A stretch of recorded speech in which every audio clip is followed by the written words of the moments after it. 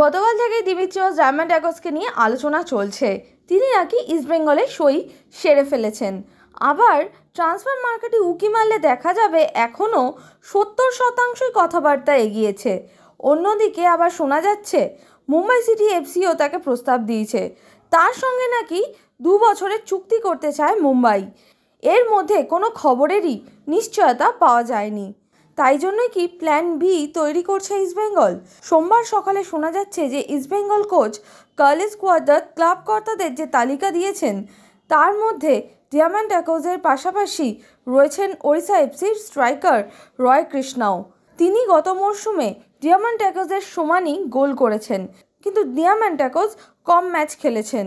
Indian super লিগে রয় কৃষ্ণা ইতিমধ্যে বেশ কয়েকটি দলেই খেলেছেন, যেমন এটিকে, মোহনবাগান, বেঙ্গালুরু এফসি, ওড়িশা এফসি। রয় কৃষ্ণার মার্কেট ভ্যালু এখন 1.8 কোটি টাকা। তার বয়স এখন 36।